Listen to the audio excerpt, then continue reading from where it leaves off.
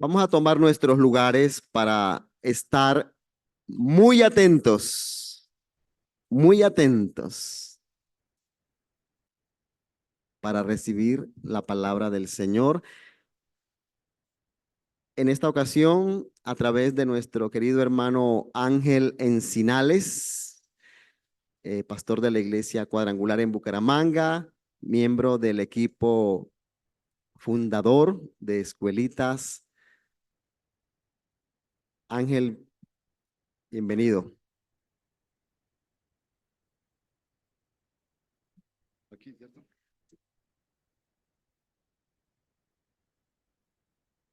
Bien, buenos días. De donde yo vengo, uno diría, ¿quién vive? Sí, eso. Eh, eh, bueno, es un verdadero privilegio, esos asustadores privilegios que Dios le da a uno de estar aquí. Y agradezco al Señor por la oportunidad y a Predicación Transformadora por asumir el riesgo.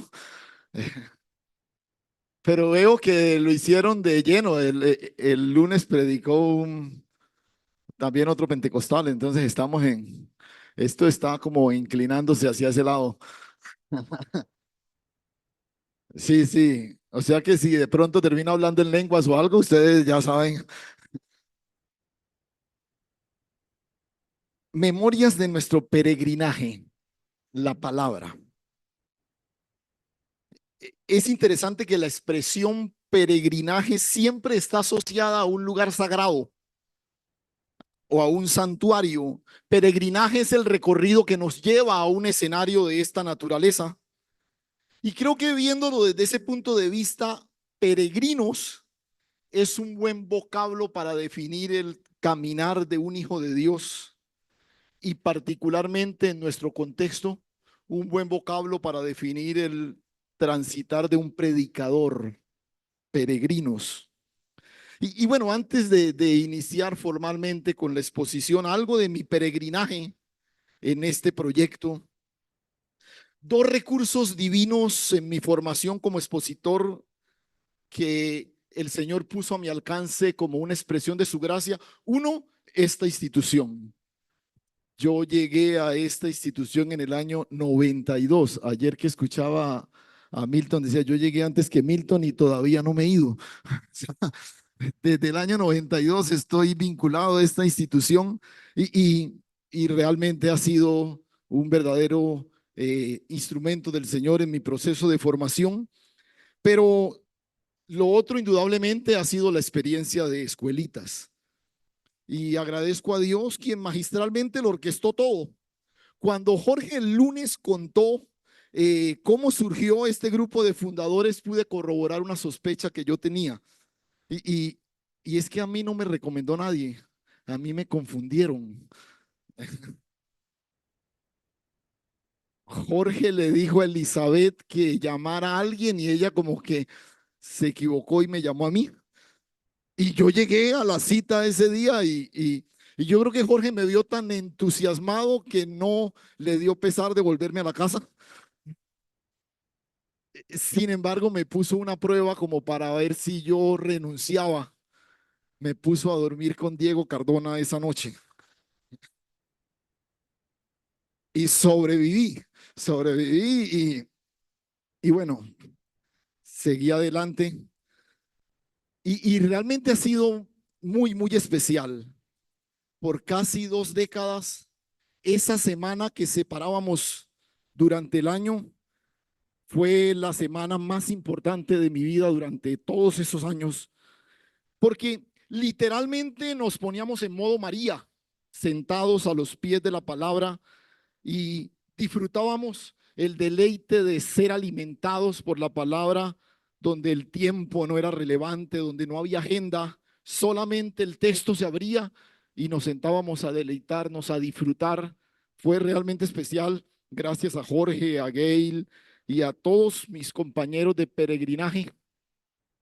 Y bueno, hoy disfruto del asustador privilegio de exponer en el marco de esta celebración y quiero aprovechar para, para honrar la memoria de alguien que se nos adelantó. Uno de los grandes regalos de este peregrinaje fue cultivar amistades con gente apasionada por la palabra. Los pastores somos muy solitarios, conocemos mucha gente, pero no tenemos muchos amigos. Este fue uno de esos regalos. Y, y entre esas personas conocí a David Montoya, un hombre de pocas palabras, pero todas muy contundentes. Curioso, un hombre de un humor muy inteligente, una paciencia única y una sonrisa dibujada en su rostro siempre.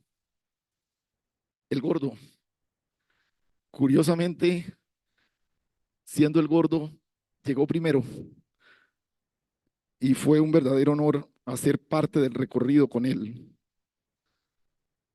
Pero bueno, comencemos.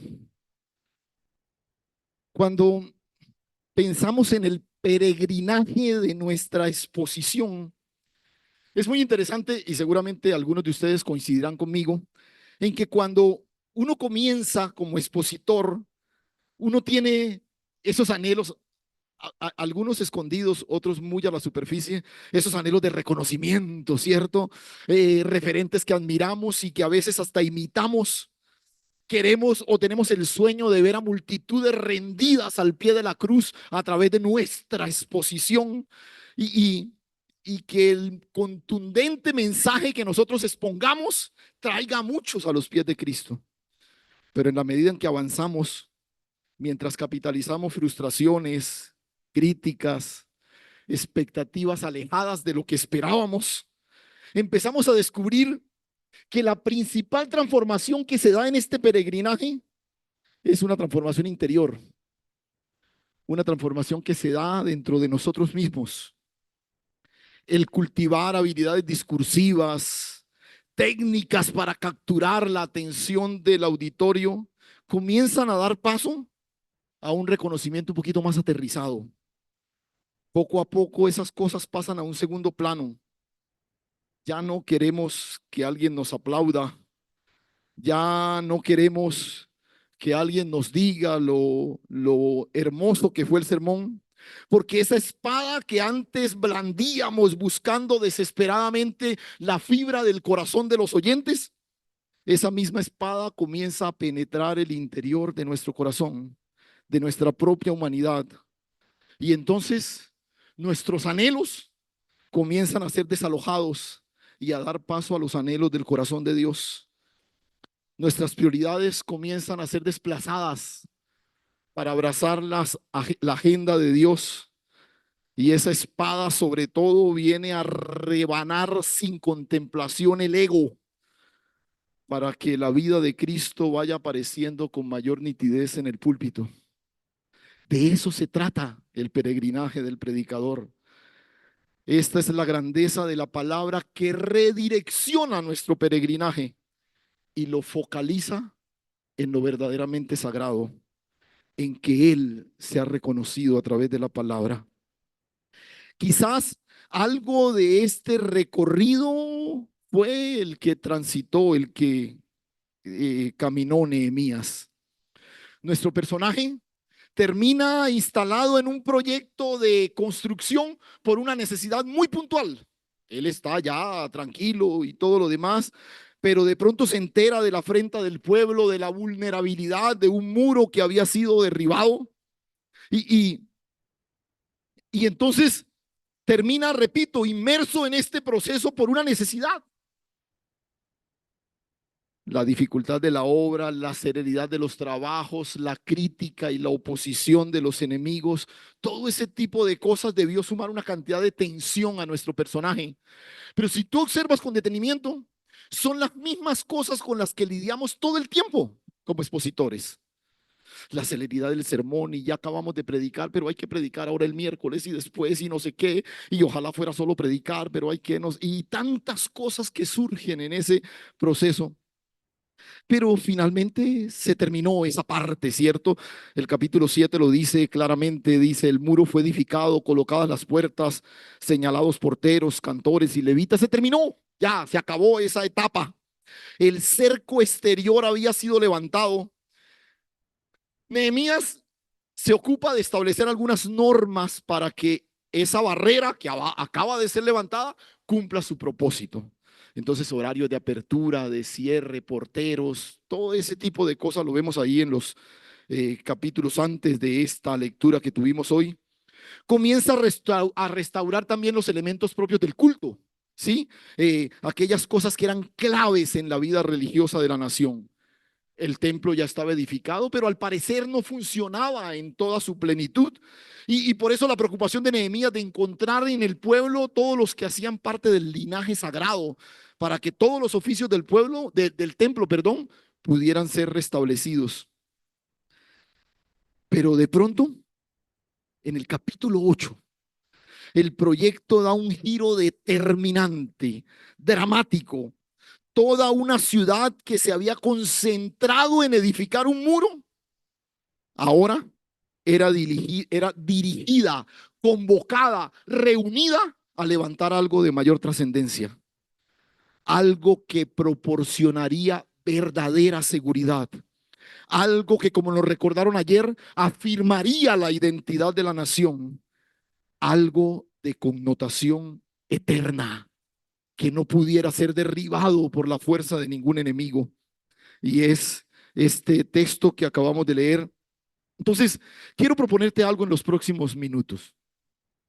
En este peregrinaje, estas memorias de peregrinaje, hoy ocupándonos de la palabra, vamos a ver la palabra como el mapa, la instrucción, el camino, pero también la meta. La meta, ¿sí ves? El mapa, la que nos marca el camino por donde, la instrucción, perdón, los parámetros que debemos seguir, el camino por donde transitamos, pero también la palabra es la meta a la que procuramos llegar. Tenga eso en mente para que pueda ir identificando en el recorrido cada uno de estos elementos. A ver, nosotros, quizás al igual de lo que ocurrió, y hay una cosa muy interesante que usted puede apreciar en el libro de Nehemías, y es que la estructura del libro es una ilustración perfecta de la manera como casi todos nosotros fuimos enlazados por la gracia de Dios. Dios nos alcanza en medio de un problema, en medio de una dificultad. Y eso es lo que Dios usa para que nuestros ojos reconozcan su gracia. Y es ahí cuando nos enlaza a la cruz con amor. Y entonces podemos comenzar a apreciar su propósito. Repito, Nehemías se vincula a este proyecto por una necesidad mediática, un muro que estaba derribado, pero ahora está conectado con algo eterno. Y es muy interesante porque nosotros somos seducidos por todo aquello que nos genera seguridad, estabilidad, trascendencia, los proyectos académicos, los proyectos económicos, todo aquello que nos genera tranquilidad. Yo recuerdo que era muy interesante los diálogos en las primeras reuniones nuestras. Ese grupo de fundadores hablábamos de la predicación, de la iglesia, de qué predicaste esta semana. Después de como 15 años de estarnos reuniendo, hablábamos de la pensión, de las semanas cotizadas, de cuánto te falta. Uno va como, eh, el peregrinaje va como enfocándonos en esas cosas que creemos que nos proporcionan seguridad. Y, pero lo lindo en el relato es que Nehemías es consciente de lo que es verdaderamente importante. Reitero, él llega a Jerusalén movido por la ruina de una muralla exterior, pero ahora se ocupa de devolver a la ciudad lo que garantizará la gloria de antaño. Y mira, si no alcanzamos conciencia del obrar divino, siempre nos quedaremos anclados a lo mediático, a lo temporal, a lo urgente, y no apreciaremos la grandeza de lo eterno a lo que hemos sido llamados.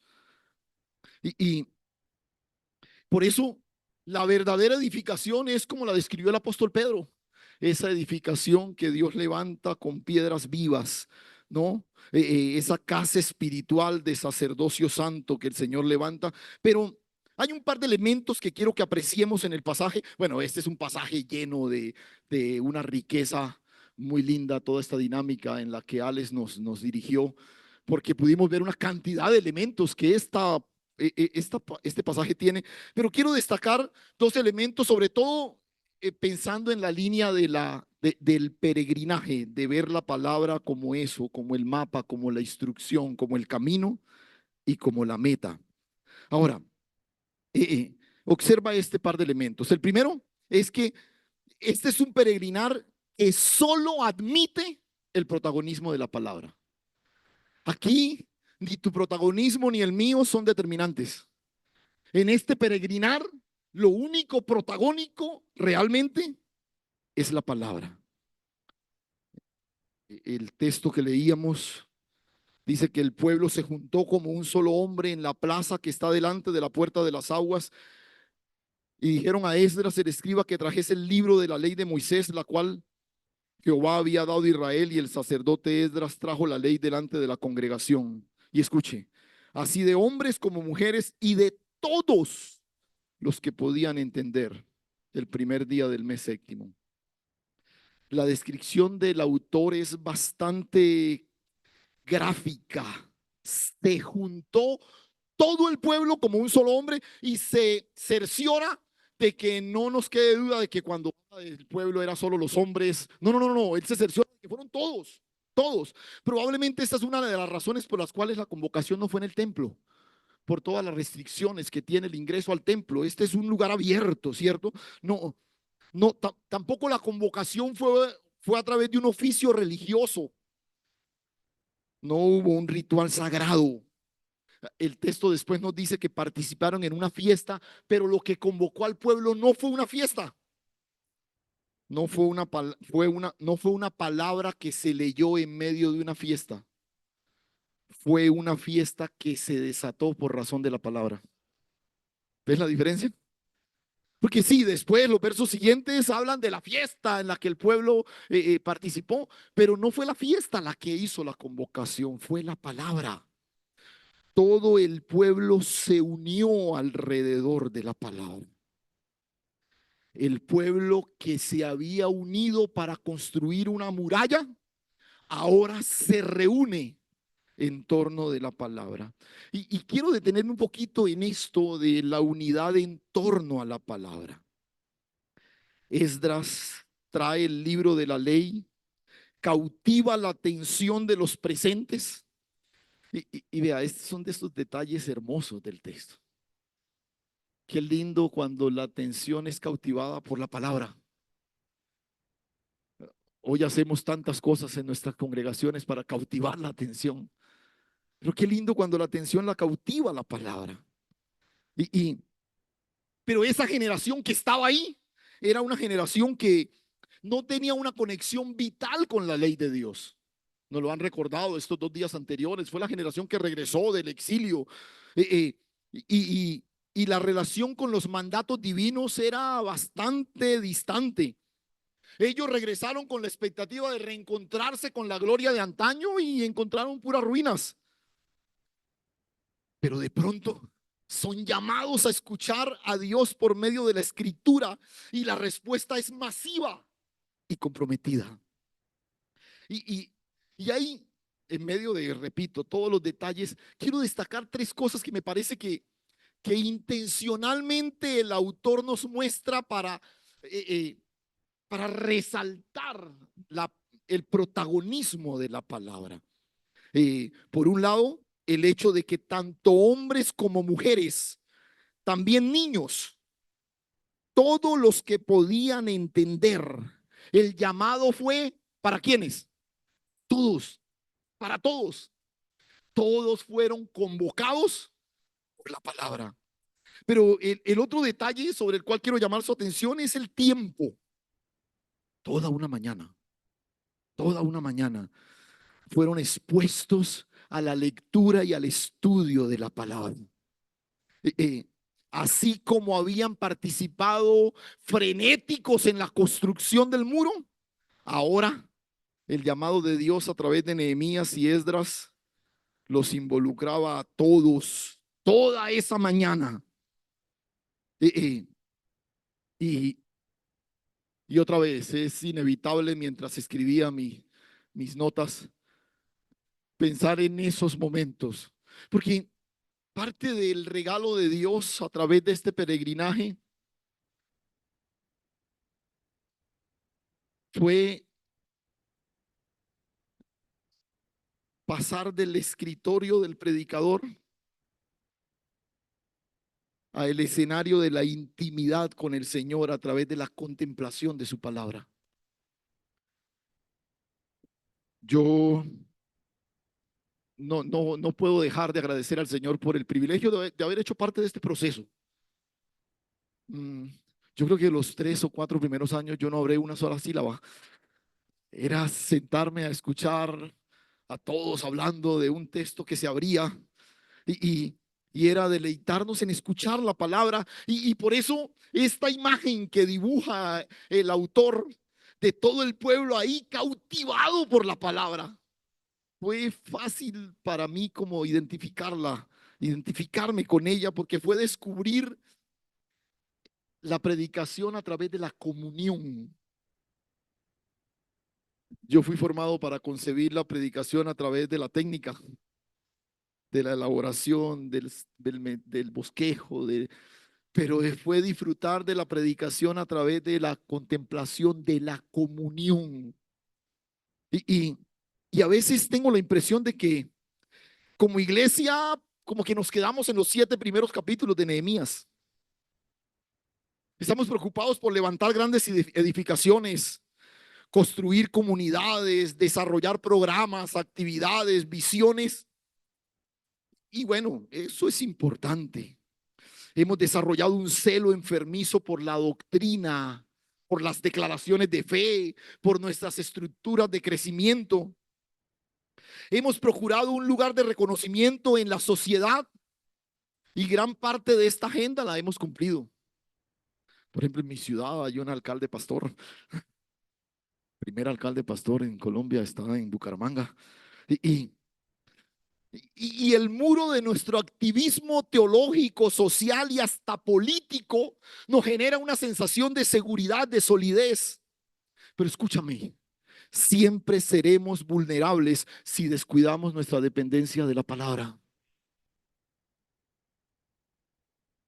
Otro detalle que apreciamos en el texto, recuerda un involucramiento de todos. El tiempo, no había tiempo. Pero el otro detalle es que dice que la palabra fue leída de un lugar elevado. Esdras se paró en un púlpito y estaba encima de todos. Y creo que esa figura trata de representar la preeminencia de la palabra.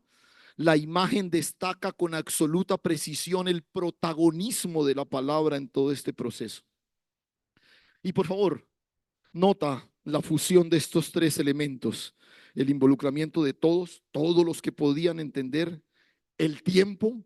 No hubo en esa mañana nada más importante que la palabra, pero también la preeminencia de la palabra al ser expuesta de un sitial elevado. Y el resultado, lo que solo la palabra puede provocar. Amén, amén. Alzaron las manos, se humillaron y adoraron, inclinados en tierra. Este hermoso cuadro de unidad tiene un solo protagonista. No es el ingenioso gobernador que ha presidido el proyecto de construcción. No es un ritual religioso, no es un carismático escriba que ha leído la palabra, no es ni siquiera una estructura física como el templo, es la palabra. La palabra. El mapa, la instrucción, el camino, pero también la meta. ¿Y por qué la meta? Porque cuando hablamos de la palabra no se nos puede olvidar que la palabra no es un texto que tenemos en nuestras manos. La palabra es una persona que nos ha sido dada por gracia, Cristo Jesús. No es la inmaculada doctrina que defendemos, es la persona de Cristo que por gracia nos ha alcanzado. Aleluya. Pero por eso recuerda este recorrido: mapa, instrucción, camino y meta. Por eso magistralmente el apóstol Pablo allá en Efesios 4 dice: hasta que todos lleguemos ¿a dónde? A la unidad de la fe y del conocimiento del Hijo de Dios, a un varón perfecto, a la medida de la estatura de la plenitud de Cristo. Pero te hablé de dos elementos. Sí, todavía me alcanza. Te hablé de dos elementos. Primero, hablamos de ese peregrinar que solo admite el protagonismo de la palabra. Pero lo segundo es que el avance de mi peregrinar siempre será directamente proporcional al crecimiento de la palabra. O sea, yo podré sentirme tranquilo de estar moviéndome en aquello para lo cual Dios me ha llamado, si puedo monitorear, ver con claridad el crecimiento de la palabra. Aquí no hay espacio para los que creen que llegaron, que alcanzaron un nivel de destreza, que ya no necesitan postrarse ante la majestad de la palabra.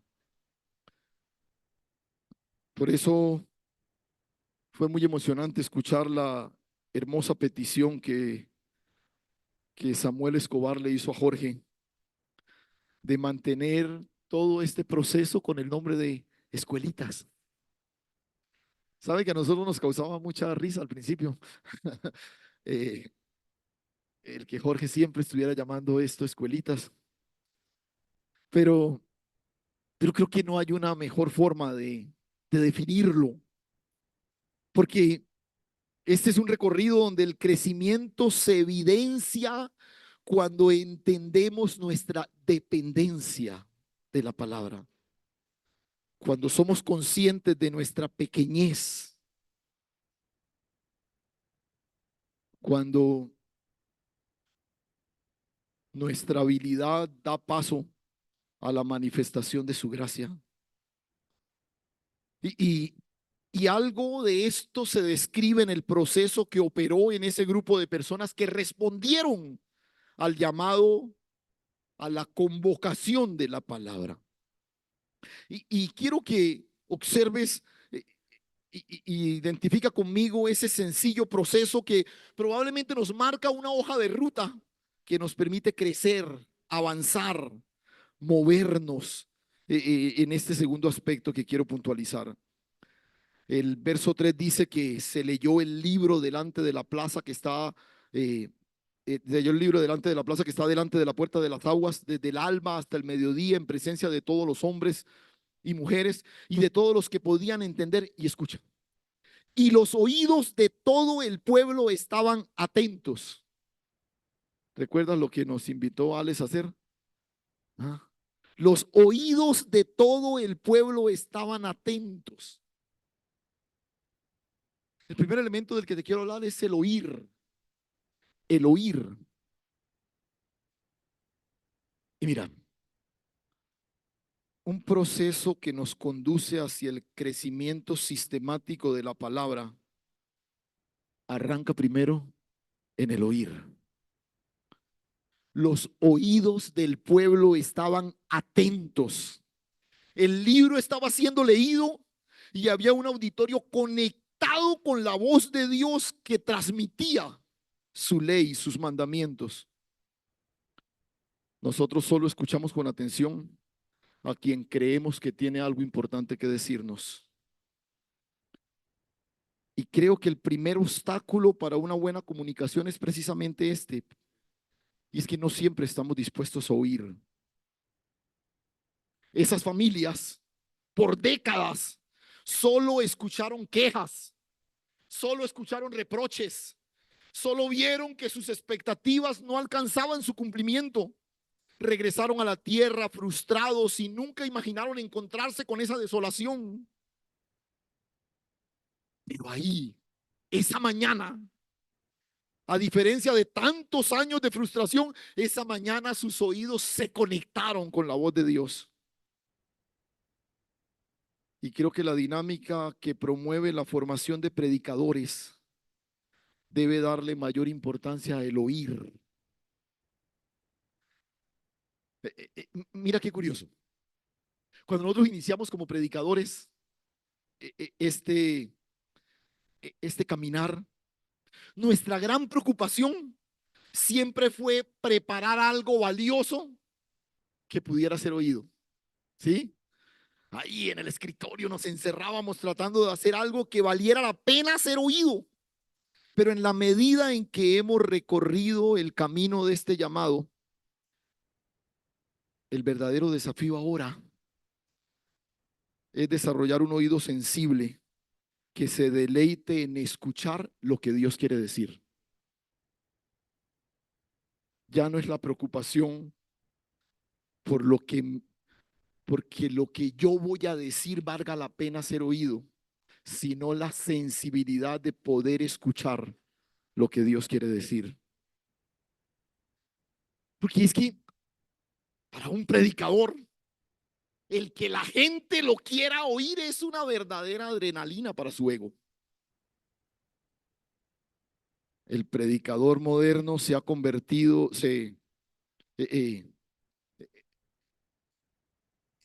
o mejor, el predicador moderno ha convertido en el hablar en aquello que le da identidad, en aquello que le proporciona seguridad.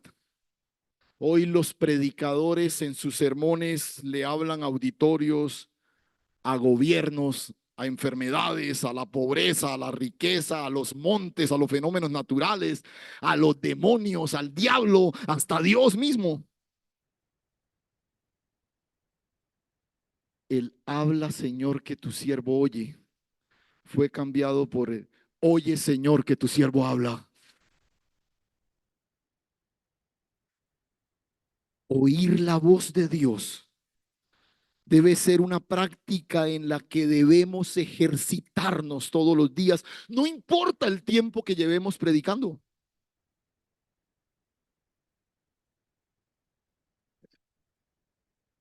Y creo que esta sería una bonita definición. Un buen expositor no es el que más bonito habla, sino el que con mayor devoción oye. Oír. El segundo elemento fue entender, entender. Y aquí hay una serie de elementos que por cuestión de tiempo y también por limitación del predicador, no vamos a, a ponernos a intentar descifrar, pero aquí aparece una cantidad de personajes. Esdras está sobre un púlpito y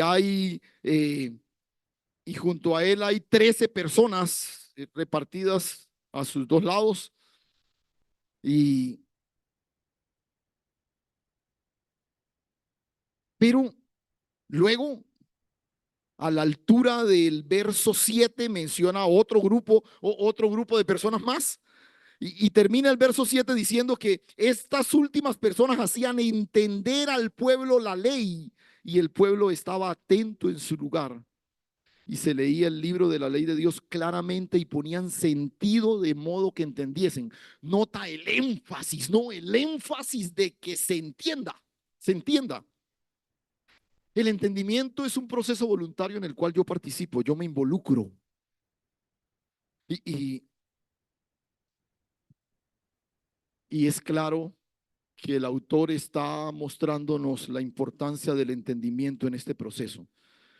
Hay 13 personajes a los lados de Esdras que el texto no nos dice con claridad qué eran, si eran escribas, si eran levitas, si eran sacerdotes.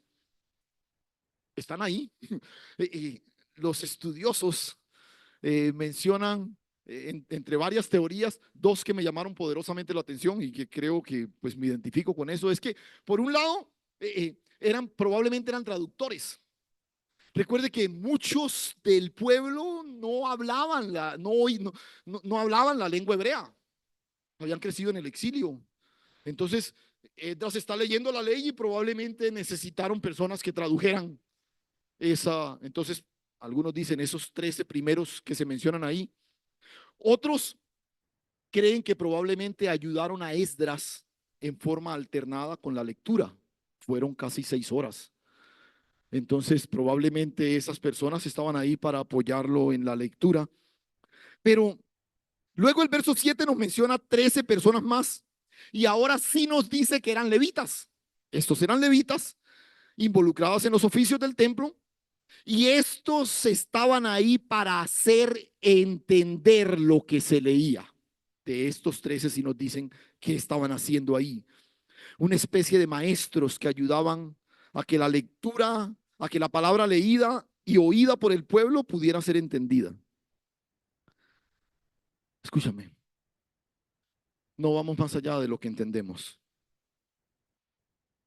Por eso, muchas veces nuestro crecimiento, nuestra madurez se ve truncada, detenida, porque no estamos dispuestos a ser renovados en nuestro entendimiento.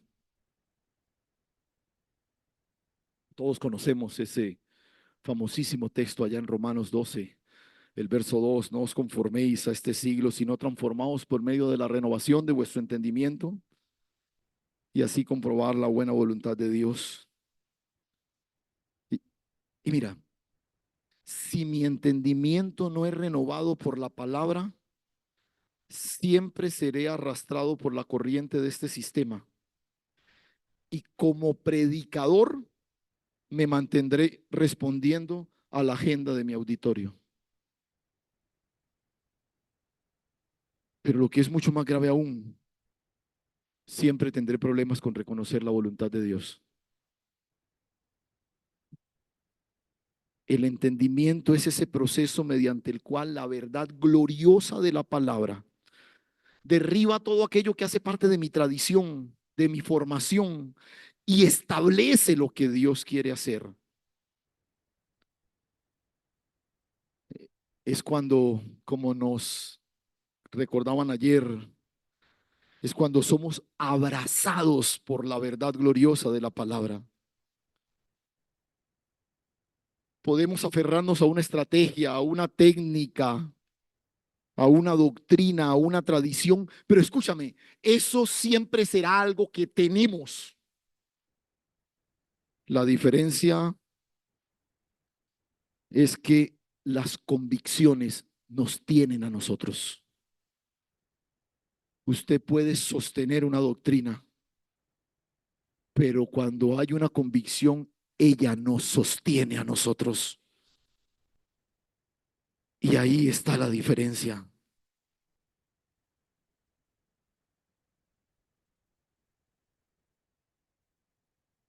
Por razón de nuestro celo, de nuestras tradiciones, hemos convertido el evangelio en una doctrina que se defiende y nos hemos olvidado que la verdadera esencia del evangelio es una vida que se manifiesta, Cristo Jesús. Por eso, pues aprovecho esta oportunidad que me dieron y, y, y en este proceso de la formación de predicadores por medio del compañerismo y la comunión, porque este fue el gran regalo de este peregrinaje. Quisiera invitar a estos nuevos procesos que se están dando, estos semilleros, para que reconsideren este aspecto. El proceso de formación de predicadores no puede parir simplemente intelectuales del libro o académicos del púlpito. El resultado debe seguir siendo siervos enamorados de la palabra, presos por amor a la verdad revelada. Ese debe ser el resultado.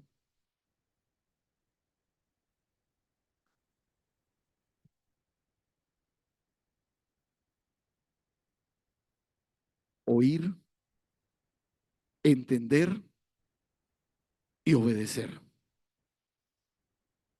Pero no les voy a hablar del obedecer porque eso está a partir del verso 9 y ya después no, eso ya no me toca a mí. Pero todo lo que ocurre a partir de ahí es la respuesta en obediencia a la palabra.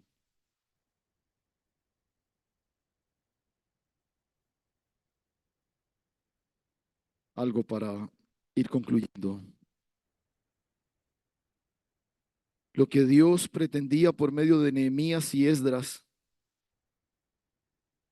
era que la ciudad entera entendiera que la gloria de antaño y la seguridad presente no la garantizaba la fortaleza o la altura de sus murallas, sino la dependencia de Dios y la fidelidad de su palabra, a su palabra.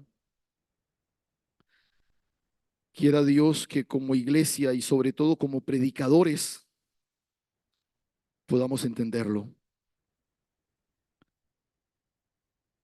Nuestro peregrinar por la ruta de la predicación es seducido por múltiples distracciones todo el tiempo. Pero cuando podemos apreciar a la palabra como el mapa, la instrucción, el camino y la meta, nuestra mirada siempre se mantendrá enfocada en lo eterno.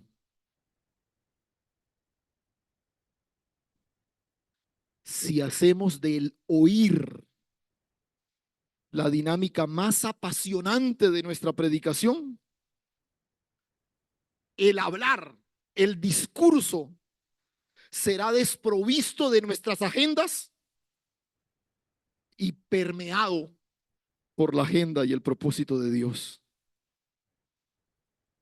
Si nuestra predicación se concentra más en el entendimiento que en el entretenimiento, los púlpitos volverán a ser el lugar elevado a través del cual Dios habla. Oremos.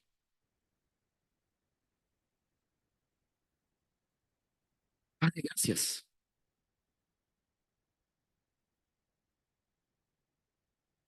Gracias, Señor.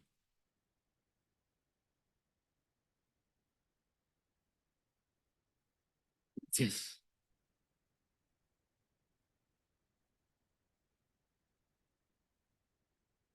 Porque nos dejaste la palabra.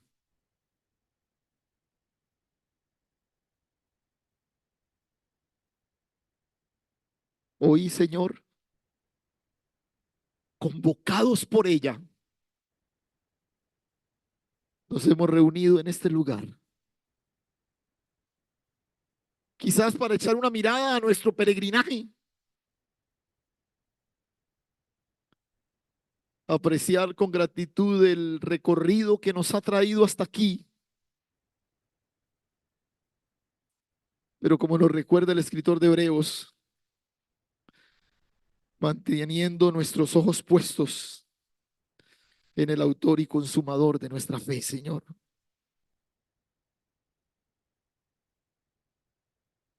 Señor, perdónanos cuando hemos hecho de los púlpitos la plataforma de nuestra promoción, cuando hemos hecho de la predicación un instrumento de manipulación,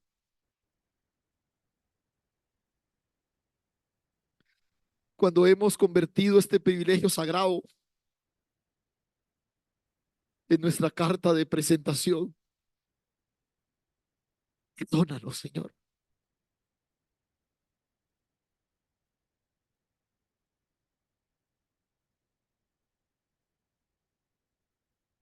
Y ahí con tus ojos cerrados,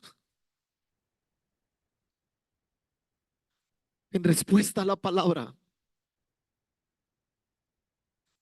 quiero invitarte a abrir tu corazón allí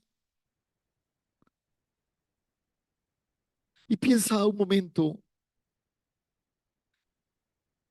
en ese episodio que narra Juan ahí al inicio de su evangelio. Juan el Bautista es invitado a participar de una controversia de popularidad con Jesús. Ese que tú bautizaste y del que diste testimonio, ahora todos están yendo con él. Y algunos seguidores malintencionados estaban tratando de provocar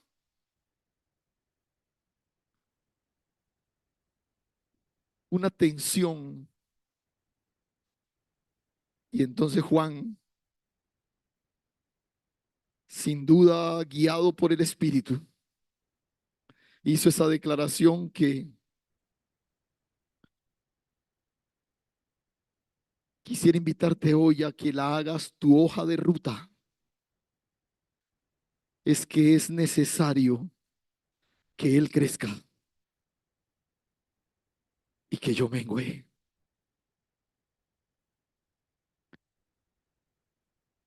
Escucha, escucha otra vez, por favor.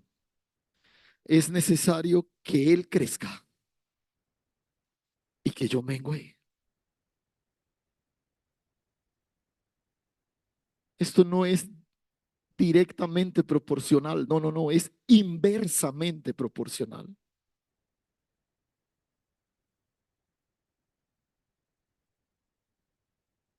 El impacto de la predicación hoy debe hacer visible la palabra que es Cristo, mientras nosotros permanecemos escondidos con Cristo en Dios.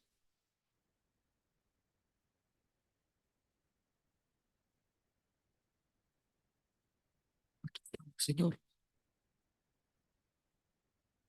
listos a abrazar ese desafío